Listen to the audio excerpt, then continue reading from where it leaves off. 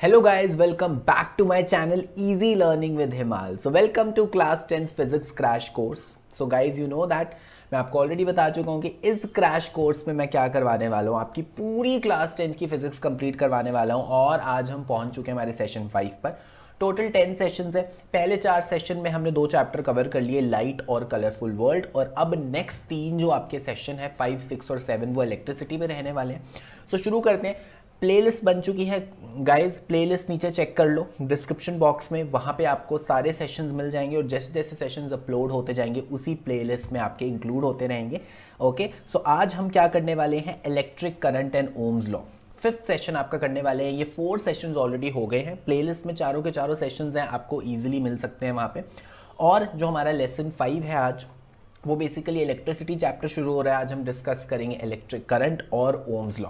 तो Ohm's law, resistance, resistivity तक आज हम पूरा कवर कर लेंगे। थ्योरी पढ़ेंगे, न्यूमेरिकल्स करेंगे और हम कुछ प्रीवियस ईयर क्वेश्चंस करेंगे, जिससे कि आपको पूरा का पूरा जो टॉपिक है वो एक ही वीडियो में हो जाए cover. Okay guys, and guys very important, ठीक है, Unacademy ask a doubt feature का एक ऑफर चल रहा है जो मैं आपके साथ ऑलरेडी डिस्कस कर चुका हूँ।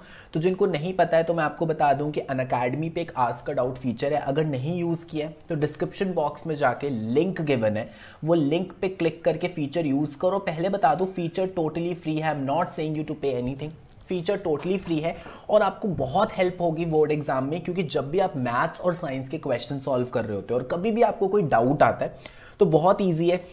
आपको सिंपली क्या करना है, उस क्वेश्चन की फोटो खींच के इस फीचर पे अपलोड कर देनी है और आपको गाइज इंस्टेंट वीडियो सोल्यूशन मिल जाएगा। टॉप एजुकेटर्स का वीडियो सोल्यूशन मिल जाएगा और आपके सारे डाउट्स अच्छे से क्लियर हो जाएंगे।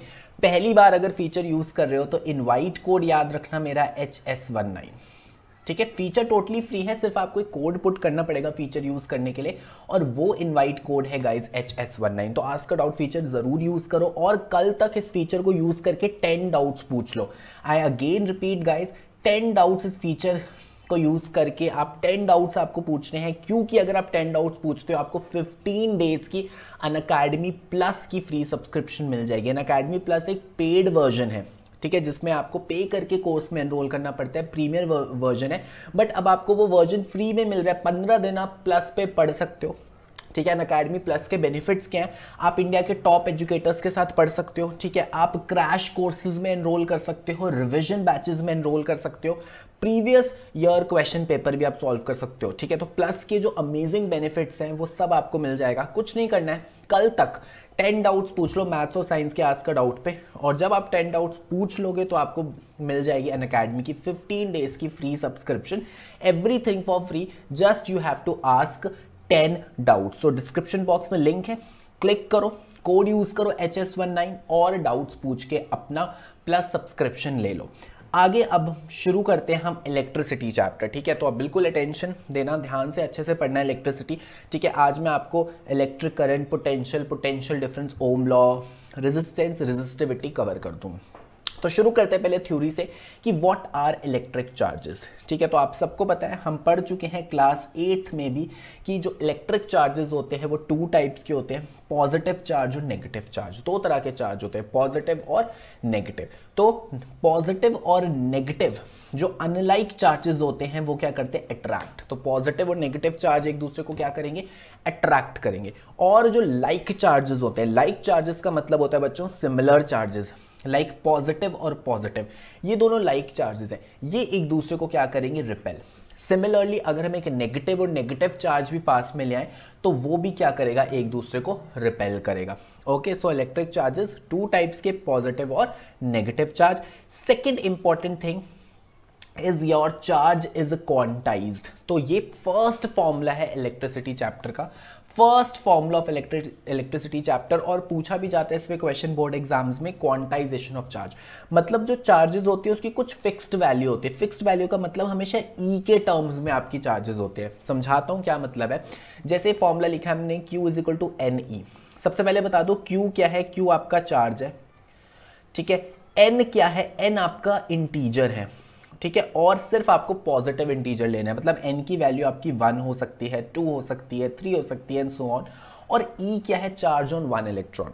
वो कितना होता है 1.6 इंटू 10 की पावर -19 कूलम। वैसे माइनस में होता है बट हम मैग्नीट्यूड की बात करें तो 1.6 इंटू 10 की पावर -19 कूलम। मतलब जो आपके चार्जेस होते हैं ना वो एक्चुअली किस टर्म में होते हैं, अगर n1 पुट कर दें तो चार्ज E होगा, n2 पुट कर दें तो चार्ज 2E होगा, 3 होगा।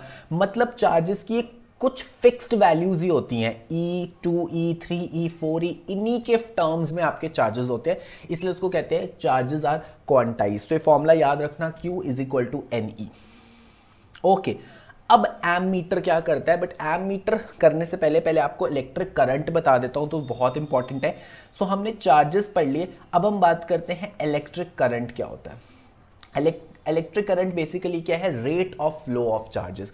Rate of flow of charges का मतलब है 1 सेकेंड में जितने चार्जेस फ्लो करते हैं वो हमारा इलेक्ट्रिक करंट आ गया। सो इसका फॉर्मूला होता है I is equal to Q by T, या हम कैपिटल Q बाई टी भी लिख सकते हैं। चार्ज को हम स्मॉल q कैपिटल Q दोनों में से किसी से भी डिनोट कर सकते हैं, और ये जो आपका T है ये है आपका टाइम। तो charge per unit time is और इलेक्ट्रिक करंट। इलेक्ट्रिक करंट को I से डिनोट किया जाता है, और बच्चों इसका जो SI यूनिट होता है वो होता है एम्पियर। ऐसा यूनिट क्या होता है इसका, एम्पियर, जिसको हम कैपिटल A से डिनोट करते हैं। अब बात करते हैं एम मीटर की। तो एम मीटर क्या करता है, जब भी ये देखो ये डिवाइस आपका एम मीटर है, जब भी हम इस डिवाइस को सर्किट में लगा देते हैं तो ये हमें इलेक्ट्रिक करंट की वैल्यू बता देता है। It tells us the value of electric current. तो एम मीटर सर्किट में लगा देंगे तो हमें पता चल जाएगा सर्किट से कितना करंट फ्लो हो रहा है। और एम मीटर को हमेशा सीरीज में लगाया जाता है, तो सीरीज पैरेलल, वैसे मैं आपको पढ़ाऊंगा नेक्स्ट सेशन में, बट आप लोग पढ़ भी चुके होंगे, ठीक है। तो सीरीज क्या होता है, एक एंड से दूसरे एंड पे जब हम किसी भी इलेक्ट्रिकल अप्लायंस को कनेक्ट करते हैं वो आपका सीरीज हो गया।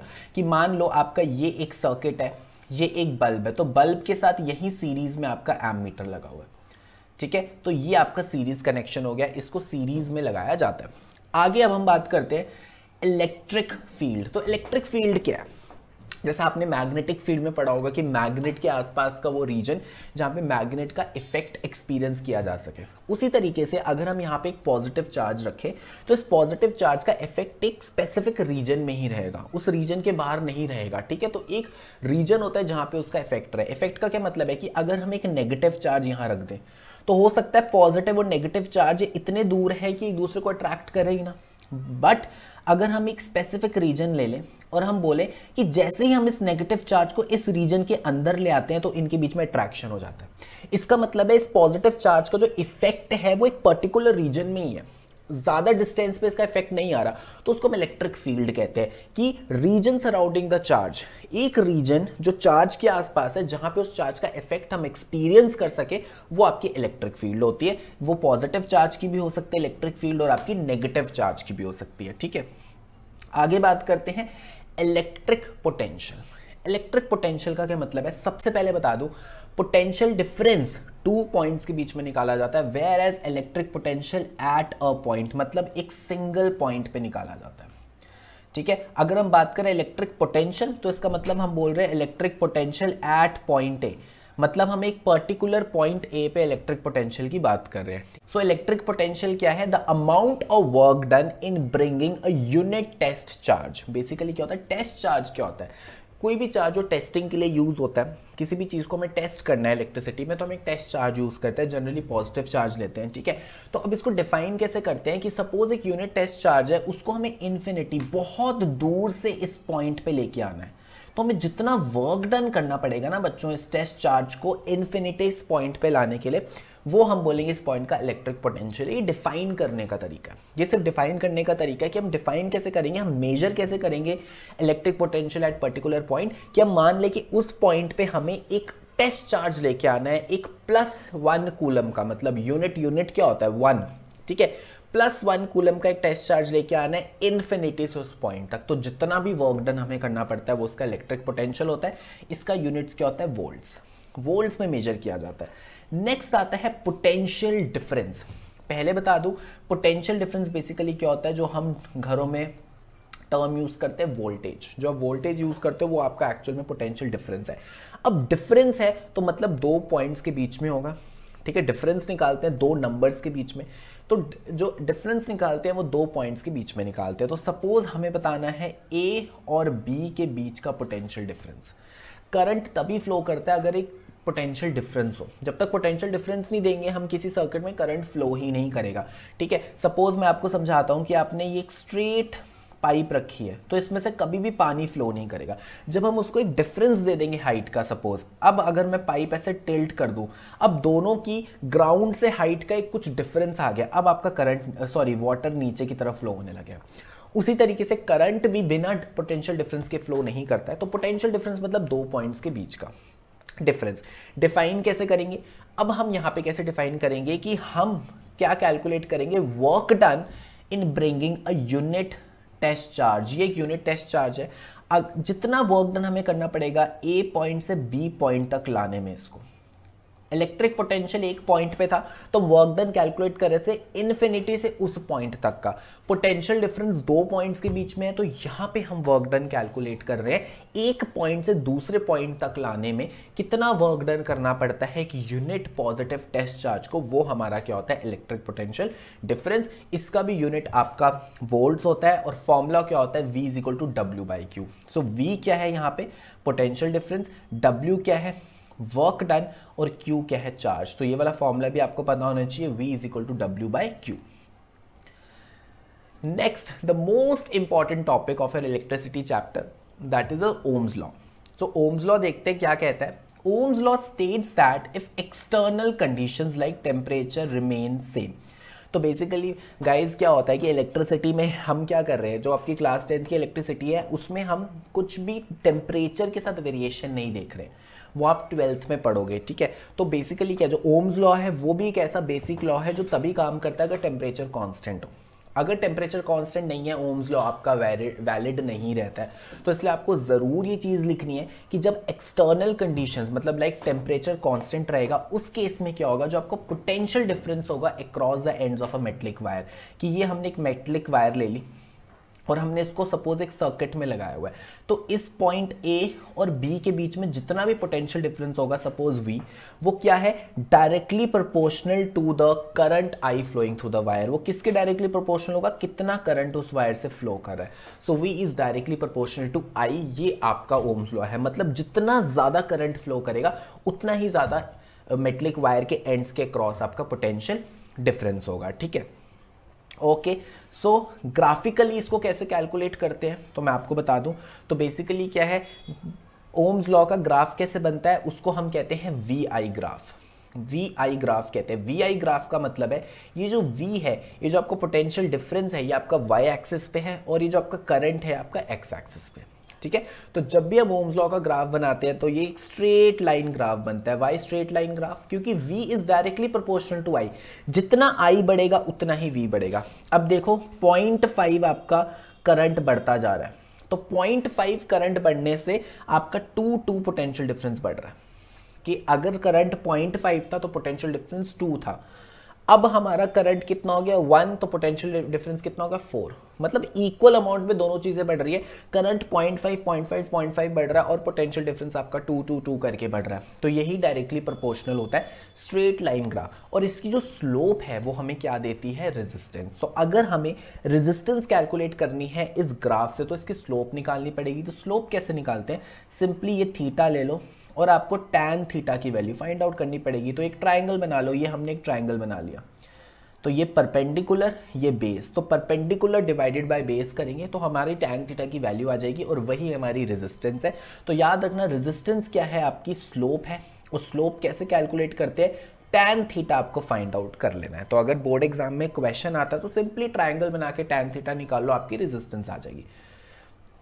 ओके, सो रेजिस्टेंस आती कैसे है, पहले फॉर्मूला देख लेते हैं। देखो V हमने देखा डायरेक्टली प्रोपोर्शनल टू I होता है ओम्स लॉ से। तो जब भी प्रोपोर्शनैलिटी का साइन हटता है तो यहाँ पे एक कांस्टेंट लग जाता है R, तो वही कांस्टेंट ऑफ प्रोपोर्शनैलिटी आपका रेजिस्टेंस है। ठीक है, तो V is equal to IR। तो अगर मैं ओम्स लॉ की बात करूं, ओम्स लॉ को अगर हम पूरा सॉल्व करें तो वो होता है V is equal to IR। तो ये आपको बहुत अच्छे से ये एक्सप्रेशन पता होना चाहिए, V is equal to IR। अब ये जो R है हमने बोला है रेजिस्टेंस होती है, बट एक्चुअल में ये रेजिस्टेंस है क्या, तो रेजिस्टेंस को समझते हैं। It is the property of a conductor. सबसे पहली बात है कंडक्टर की प्रॉपर्टी है to resist the flow of charges through it. मतलब वो प्रॉपर्टी जो करंट को फ्लो करने से रोकती है, चार्जेस को फ्लो करने से रोकती है, वो आपकी रेजिस्टेंस है। इसका मतलब अगर किसी वायर की रेजिस्टेंस ज़्यादा होगी तो उसमें करंट कम फ्लो कर पाएगा, ठीक है, क्योंकि ज़्यादा रोका जाएगा करंट को। और अगर किसी वायर की रेजिस्टेंस बहुत कम होगी तो उसमें करंट बहुत ज़्यादा फ्लो कर पाएगा। तो बेसिकली क्या है, ये प्रॉपर्टी है कंडक्टर की जो करंट को फ्लो करने से रोकती है। इसका यूनिट क्या होता है, ओम, क्योंकि रेजिस्टेंस किसने फाइंड आउट की थी, हमारे साइंटिस्ट ओम ने फाइंड आउट की थी, इसलिए इसका ऐसा यूनिट ओम होता है। और इस ग्रीक लेटर, ये ग्रीक लेटर है जिससे ओम को रिप्रेजेंट किया जाता है।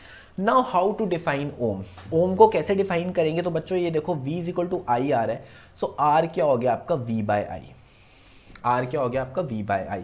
तो ओम को डिफाइन करना तो कैसे करेंगे, resistance is set to be 1 ohm, resistance 1 ohm तब होगी जब आपका पोटेंशियल डिफरेंस 1 वोल्ट हो जाएगा और करंट भी आपका 1 एम्पियर हो जाएगा। तो जब पोटेंशियल डिफरेंस 1 वोल्ट हो गया, करंट आपका 1 एम्पियर हो गया, तो आपकी रेजिस्टेंस कितनी हो गई, 1 ohm. Next very important topic, factors affecting resistance, board exam में पूछा जाता है। अभी हम इसके न्यूमेरिकल भी करेंगे, ठीक है, अभी मैं आपको करवाऊंगा इसके previous year questions, but board exams में इस पे ज़रूर क्वेश्चन आता है कि रेजिस्टेंस किन फैक्टर्स पे डिपेंड करती है। पहले बता दो, रेजिस्टेंस देखो बेसिकली 4 फैक्टर्स पे डिपेंड करती है, length of the conductor, area of cross section, nature of material और टेम्परेचर। बट टेम्परेचर के साथ रिलेशन हमें अभी हमारे सिलेबस में नहीं है, हम यही मान रहे हैं टेम्परेचर कॉन्स्टेंट है। तो according to board exam syllabus आपको याद रखना है नेचर ऑफ मटीरियल, कि अगर हम मटीरियल चेंज कर दे तो रेजिस्टेंस चेंज हो जाएगी, कॉपर वायर की अलग रेजिस्टेंस होगी, एल्यूमिनियम वायर की अलग होगी। अब लेंथ और एरिया ऑफ क्रॉस सेक्शन पे कैसे डिपेंड करता है रेजिस्टेंस, वो देखते हैं। तो सबसे पहले लेंथ की बात करें, सपोज ये आपकी वायर है तो ये आपकी लेंथ आ गया, और ये जो क्रॉस सेक्शनल एरिया है, सपोज ये सर्कल है, इसका रेडियस r है, तो ये जो पाई r स्क्वायर, ये जो क्रॉस सेक्शनल एरिया ये आपका a है। तो देखते हैं कैसे रेजिस्टेंस आपकी लेंथ और एरिया ऑफ क्रॉस सेक्शन पे डिपेंड करती है। पहले लेंथ की बात करते हैं, resistance of a conductor is directly proportional to length of the conductor. तो रेजिस्टेंस किसके डायरेक्टली प्रोपोर्शनल है, लेंथ के। फर्स्ट इक्वेशन आ गई, मतलब अगर वायर की लेंथ को डबल कर दो तो रेजिस्टेंस डबल हो जाएगी, वायर की लेंथ को ट्रिपल कर दो तो रेजिस्टेंस ट्रिपल हो जाएगी, वायर की लेंथ को हाफ कर दो तो रेजिस्टेंस हाफ हो जाएगी। यही मतलब होता है डायरेक्टली प्रोपोर्शनल का। और एरिया ऑफ क्रॉस सेक्शन पे कैसे डिपेंड करती है, resistance of a conductor is inversely proportional to the area of cross section. तो इनवर्सली प्रोपोर्शनल में ऐसे डिनोमिनेटर में आ जाता है, ठीक है, this is your second equation. Inversely proportional में उल्टा हो जाता है, अगर हम क्रॉस सेक्शनल एरिया डबल कर देंगे तो रेजिस्टेंस हाफ हो जाएगी, क्रॉस सेक्शनल एरिया ट्रिपल कर देंगे तो रेजिस्टेंस 1/3 टाइम्स हो जाएगी, या उल्टा भी कर सकते हैं, क्रॉस सेक्शनल एरिया हाफ कर देंगे तो रेजिस्टेंस डबल हो जाएगी। So this is your inversely proportional. तो जब हम इन दोनों इक्वेशंस को कंबाइन करेंगे तो आपका आ जाएगा R is directly proportional to L/A। और आपको पता है फिजिक्स में जब भी प्रोपोर्शनैलिटी साइन हटता है तो एक कांस्टेंट लग जाता है, तो यहाँ पे जो कांस्टेंट लगेगा वो होगा rho, R is equal to rho L/A। और ये रो क्या है, दिस इज योर रेजिस्टिविटी, ये क्या है आपकी रेजिस्टिविटी। अब मैं आपको बेसिकली बताता हूँ डिफरेंस क्या है रेजिस्टिविटी में और रेजिस्टेंस में, ठीक है। तो सबसे पहले इसकी यूनिट्स की बात कर लेते हैं। रेजिस्टेंस का यूनिट ओम है, रेजिस्टिविटी का यूनिट कैसे फाइंड आउट करेंगे, rho is equal to R into A/L। तो रेजिस्टेंस का यूनिट ओम, एरिया का मीटर स्क्वायर, लेंथ का मीटर, सो कितना यूनिट आ गया रेजिस्टिविटी का, ओम मीटर। रेजिस्टिविटी का यूनिट आपका ओम मीटर आ गया, ठीक है। अब रेजिस्टिविटी को डिफाइन कैसे करना है, सपोज अगर हम area of cross section 1 metre square ले लें, हम बोलते हैं एक वायर है जिसका area of cross section 1 metre square है और लेंथ को हम 1 मीटर ले लें, तो रेजिस्टिविटी किसके इक्वल हो जाएगी, R के। ऑब्वियसली देखो A भी 1 हो गया, L भी 1 हो गया, तो रेजिस्टिविटी R के इक्वल हो जाएगी। तो अगर रेजिस्टिविटी को डिफाइन करना तो आप इस तरह से डिफाइन करोगे, resistivity is resistance of a conductor. Resistivity एक ऐसे कंडक्टर की रेजिस्टेंस है जिसका whose area of cross section is 1 metre square and length is 1 metre. ये सिर्फ डिफाइन करना, अगर आपको डेफिनेशन आ जाती है उसके लिए मैं आपको बता रहा हूं कि resistivity is the resistance of a conductor whose length is 1 metre and area of cross section is 1 metre square. Another important difference between resistance and resistivity is that resistance आपकी क्या है, वो नेचर ऑफ मटेरियल पे भी depend करती है, length पे भी डिपेंड करती है, एरिया ऑफ क्रॉस सेक्शन पे भी डिपेंड करती है। वेयर एज रेजिस्टिविटी नहीं डिपेंड करती लेंथ पे, नहीं डिपेंड करती एरिया ऑफ क्रॉस सेक्शन पे। तो बोर्ड एग्जाम में आपको कंफ्यूज कर सकते हैं कि लेंथ डबल कर दी तो बताओ रेजिस्टिविटी में क्या चेंज आएगा, तो कंफ्यूज मत होना, ध्यान से पढ़ना। रेजिस्टेंस लिखा है, रेजिस्टिविटी लिखा है। रेजिस्टिविटी सिर्फ मटेरियल प्रॉपर्टी है, मटेरियल चेंज कर दो तो रेजिस्टिविटी चेंज हो जाएगी, बट लेंथ और एरिया ऑफ क्रॉस सेक्शन पे रेजिस्टिविटी नहीं डिपेंड करती। अगर हम लेंथ को डबल, ट्रिपल, हाफ, 1/4 कर दें, एरिया को डबल, ट्रिपल, हाफ, 1/4 कर दें, तब भी रेजिस्टिविटी सेम रहेगी। So this is very important point two note that resistivity is independent of length and area of cross section. So that was all about this session. अब हम करेंगे कुछ important questions उन टॉपिक्स पे जो आज हमने डिस्कस करे, और ये सारे के सारे आपके ऐसे क्वेश्चंस हैं जो सीबीएसई ने ऑलरेडी बोर्ड एग्जाम्स में पूछे गए हैं। तो शुरू करते हैं। पहला question, a current of 10 ampere flows through a conductor for 2 minutes. तो देखो करंट आपका कितना दिया है 10 एम्पियर, और टाइम आपको कितना दिया है यहाँ पे 2 minutes. Calculate the amount of charge passed through any cross section of the area, और आपको क्या निकालना है Q। तो वेरी सिंपल, देखो I भी दिया है, T भी दिया है, Q निकालना है। तो सिंपली फॉर्मूला यूज कर लेते हैं, I is equal to Q by T, but time को पहले सेकेंड्स में चेंज करना पड़ेगा। सो 2 × 60 इज 120 सेकेंड्स, ठीक है, क्योंकि बाकी सारी चीजें ऐसा यूनिट में हैं, करंट भी ऐसा यूनिट में है, तो टाइम को भी ऐसा यूनिट में चेंज करना है। सो I कितना हो गया 10, Q आपको निकालना है, और T कितना हो गया 120, तो Q कितना हो गया 1200 कूलम। Q आपका हो गया 1200 कूलम। अगला क्वेश्चन देखो, calculate the amount of energy consumed in carrying a charge of 1 coulomb. Charge कितना दिया है 1 coulomb through a battery of 3 volt. तो पोटेंशियल डिफरेंस कितना दिया हुआ है 3 volt.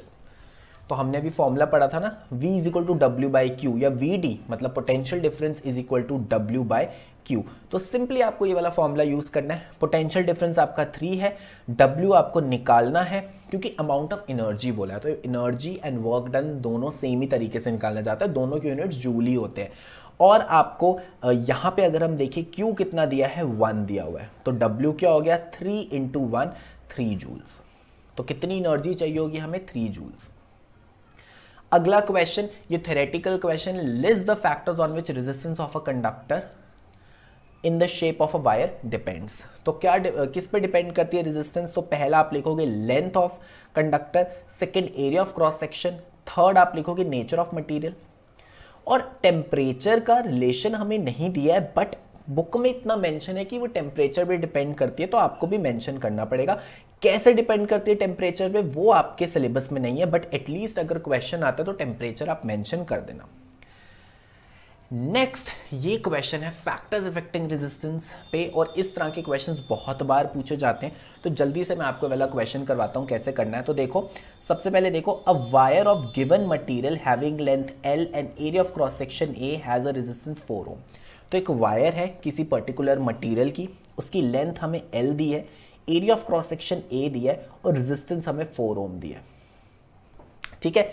What would be the resistance of another wire of same material। जब भी आपको ये वर्ड देखे सेम मटेरियल, तो मैंने आपको क्या बोला था, रेजिस्टिविटी मटेरियल प्रॉपर्टी है, ठीक है। रेजिस्टेंस चेंज हो जाती है लेंथ और area of cross section change करने की वजह से, रेजिस्टिविटी चेंज नहीं होती। अगर हम इस वायर की रेजिस्टिविटी रो बोलते हैं, तो जो नेक्स्ट वायर है, जो दूसरी वायर के बारे में बात हो रही है, अगर मटेरियल सेम है तो रेजिस्टिविटी सेम रहेगी। पहले पढ़ लेते हैं question, what would be the resistance of another wire of same material having length L/2। तो दूसरी वायर है जिसकी लेंथ L/2 है, area of cross section twice है, इसकी रेजिस्टेंस हमें नहीं पता, हमें निकालनी है, तो हम मान लेते हैं ये R' है, ये हमें कैलकुलेट करनी है, और रेजिस्टिविटी क्या होगी रो ही होगी। यही कैच है यहाँ पे, यही चीज ध्यान देनी है।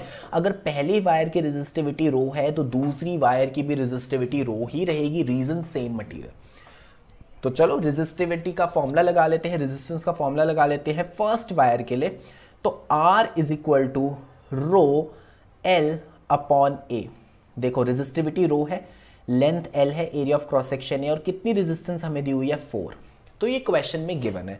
अब सेकंड वायर के लिए हमें निकालना है, सेकंड वायर की रेजिस्टिविटी क्या है, ब्लैक से लिख रहा हूं सेकंड वायर के लिए। सेकंड वायर की रेजिस्टिविटी क्या है, सॉरी रेजिस्टेंस क्या है R' क्या आ गया रो, रेजिस्टिविटी सेम है, L क्या हो गया L/2, और एरिया ऑफ क्रॉस सेक्शन क्या आ गया ट्वाइस है। तो इसको सॉल्व कर लेते हैं, रो L/A इंटू 1/4। हमने इसको सॉल्व किया तो 1/4 आ गया, और रो L/A आ गया। और आप सबको पता है रो L/A किसके इक्वल है 4 के, तो रो L/A की जगह हम 4 लिख देंगे इंटू 1/4, तो कितना आ गया 1 ओम। तो अनदर वायर की जो न्यू रेजिस्टेंस आ गई आपकी कितनी आ गई 1 ohm. So thank you guys for watching this video. अगर वीडियो पसंद आ गई तो लाइक कर दो, कमेंट कर दो और क्रैश कोर्स की सारी वीडियोस प्लेलिस्ट अपने दोस्तों के साथ शेयर कर दो। फर्स्ट टाइम चैनल पे आया तो चैनल को सब्सक्राइब कर दो और बेल आइकन जरूर प्रेस कर देना। नेक्स्ट वीडियो में अब हम करेंगे कॉम्बिनेशन ऑफ रेजिस्टेंस और उसके क्वेश्चन सीरीज और पैरेलल के।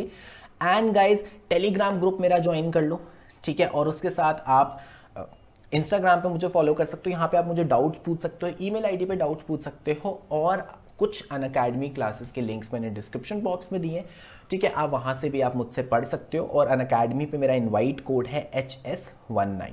सो thank you guys, have a nice day. अब हम जल्दी से मिलेंगे हमारी नेक्स्ट वीडियो के साथ, that is a session 6 on combination of resistance.